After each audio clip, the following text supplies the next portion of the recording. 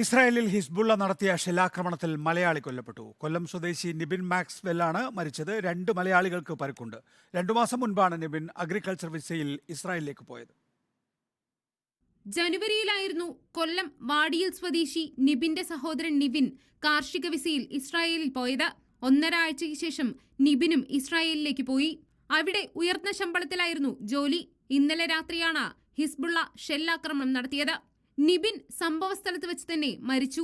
ഒപ്പമുണ്ടായിരുന്ന 2 മലയാളികൾ ഉൾപ്പെടെ 7 പേർക്ക് പരിക്കേറ്റു. മലയാളികളായ ജോസഫ് ജോർജ, ഇടുക്കി സ്വദേശി പോൾ മെൽവിൻ എന്നിവർക്കാണ് പരിക്കേറ്റത്.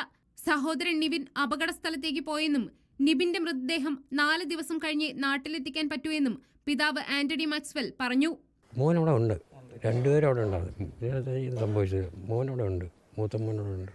ഇങ്ങോട്ട് കൊണ്ടുവരുന്ന കാര്യത്തിൽ എന്തെങ്കിലും 4 ദിവസം എടുക്കുമെന്ന് പറഞ്ഞു. അവിടുത്തെ പ്രോസസ്സിങ് കഴിഞ്ഞിട്ട് അവിടെ മറ്റേ എംബസിയുടെ പേപ്പേഴ്സ് വർക്കും കാര്യങ്ങളൊക്കെ കഴിഞ്ഞ് വരുമ്പോഴത്തേക്ക് എങ്ങനെയാണ് 4 ദിവസം എടുക്കുമെന്ന് പറഞ്ഞു. ഇസ്രായേലിൽ മലയാളി കൊല്ലപ്പെട്ട സംഭവത്തിൽ ദുഃഖം രേഖപ്പെടുത്തി ഇന്ത്യയിലെ ഇസ്രായേൽ എംബസി പരിക്കേറ്റവർക്ക് മികച്ച ചികിത്സ നൽകുന്നുണ്ടെന്നും കുടുംബങ്ങൾക്ക് വേണ്ട പിന്തുണയും സഹായവും നൽകുമെന്നും എംബസി അറിയിച്ചു. റിപ്പോർട്ടർ, കൊല്ലം.